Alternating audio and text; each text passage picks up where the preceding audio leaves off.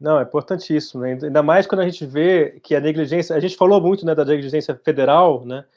Mas, ao mesmo tempo, a gente tem estados, por exemplo, liberando, que é o caso de Santa Catarina, né? Liberando hotéis para o Réveillon com 100% de ocupação. A gente viu o que aconteceu aqui em São Paulo, que já se sabia com 2 ou 3 semanas de antecedência que a situação estava piorando, que seria preciso restringir, e a restrição veio no dia seguinte à eleição, né? Então, assim, o certo, essa linguagem do tentar fazer o mínimo possível, ou até atrapalhar, né, ela é disseminada, né, em todas as esferas de poder no Brasil, com exceção de algumas figuras mais esclarecidas, se eu posso usar essa expressão, né. Mas eu queria trazer à tona também uma outra coisa que vocês trabalharam, né, que é a atenção básica à saúde, né. Eu queria que vocês falassem um pouquinho de como que isso foi vivido na pandemia, né? O que foi possível fazer e o que será possível fazer nessa nova etapa. E também o que é atenção básica, né? Começa do começo, por favor. Claro. Querem que eu dê um pontapé? E aí a Lumena vai entrando também, né? Abertos. Então, estão me ouvindo? A atenção básica são as unidades básicas de saúde, né? É a rede básica, que é o que tem mais perto de cada pessoa, nos territórios em que elas moram, para que elas busquem acesso, né, e cuidados à sua saúde. Então, é um papel muito importante, né? A atenção básica, porque é onde a pessoa pode mais facilmente buscar cuidado para tudo, inclusive para a situação da pandemia. A gente viu, né, essa situação, claro, com alguma preocupação. Por quê?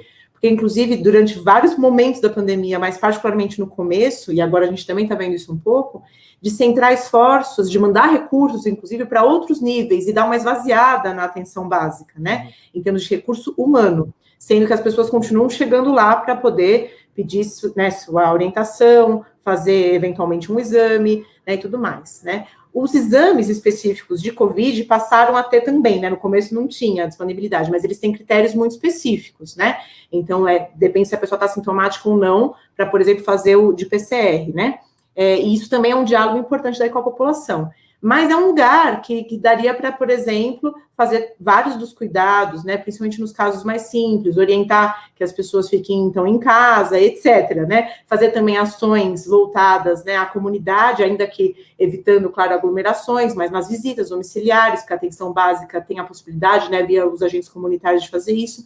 E isso aconteceu grandemente, né, então a gente viu isso tanto porque a gente, por conta do nosso estudo, mas também por conta dos estágios em que a gente tem alunos que fazem, né, atividades na atenção básica, por conta também de convidados que a gente teve em diversas aulas que a gente mobiliza, né, que as pessoas, inclusive, mudaram um pouco do trabalho.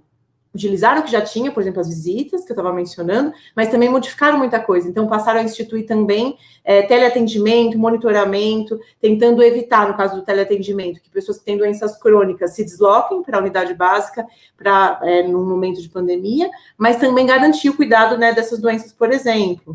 Aí tiveram que modificar a forma, né, para garantir acesso das pessoas, por exemplo, no começo estava tudo assim, como se nada fosse poder acontecer, mas a pandemia foi continuando, né, então, por exemplo, as pessoas continuam ficando gestantes, né, continuando precisando, por exemplo, de planejamento também reprodutivo, e assim por diante, então tudo isso foi sendo revisto, né, e o monitoramento para quem adoece. Então é muito importante, mas a gente infelizmente viu um investimento que não foi suficiente, né, da atenção básica no nosso município, por exemplo. A mesma coisa a gente poderia olhar em outras realidades, mas trazendo aqui no município. Então, acabou dependendo muito também de cada região, foi variável, né? E com o acúmulo, às vezes, de alguns gestores que aí sim foram tentando organizar, mas teve deslocamento de profissional, enfim, não teve uma orientação muito clara. Então, o que a gente gostaria de dizer é que tem um papel muito bacana, muito importante, mas precisa ter, assim, acho que esse cuidado também. Não sei se, imagino que a Lumina também queira entrar e fazer uma discussão aí sobre isso, mas não sei se fica claro primeiro.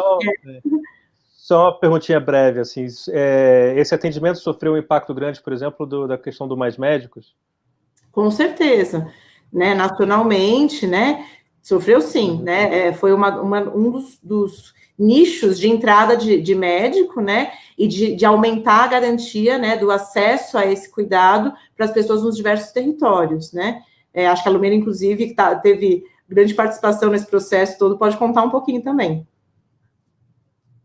Não, só reforçando o que a Mariana falou, Diego, pela primeira vez no Brasil, os 35 distritos indígenas tiveram médico, com mais médico. Sim. Aí você tira o mais médico para falar de um lugar que também tem a sua particularidade, a sua singularidade, também tem uma dificuldade de acesso à rede de saúde. Então, é só um exemplo de como que é perverso você acabar com uma política só por uma questão partidária, né? É realmente um exemplo importante.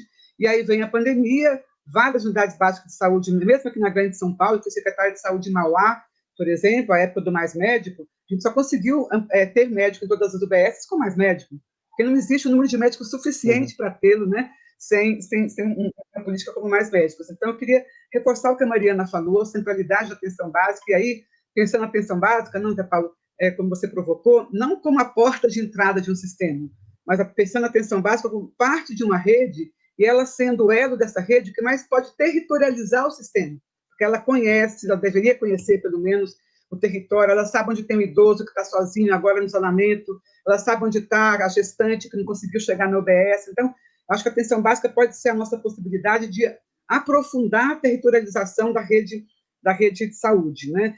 E aí nós temos, por exemplo, está aumentando muito agora o sofrimento mental, psíquico, nas comunidades, não só nesse caso, não só populações em territórios vulneráveis, mas em toda a população, né? Claro que com muito mais força nos territórios vulneráveis, porque a população tem um agravamento do sofrimento, não tem comida para dar para o filho, tem que trabalhar, o ônibus está cheio, claro que isso aí causa uma ansiedade ainda maior do que causa, né, no conjunto da população. E aí, a rede de CAPs, por exemplo, no início aqui em São Paulo, alguns CAPs foram tirados das pessoas para ir trabalhar no pronto-socorro, o que a Mariana falou da rede básica. Então, uma falta de perspectiva da gestão do sistema de saúde, de que ou você garante uma certa integralidade desse cuidado, ou só garantir, vai chegar mais gente na UTI, inclusive, se não tiver sido precocemente reconhecido pela OBS como uma pessoa que está infectada, enfim. Então, eu acho que investir nessa rede, a parte de saúde mental hoje ganhou muita centralidade, os CAPs têm que ser, ao contrário do que está acontecendo, ampliados.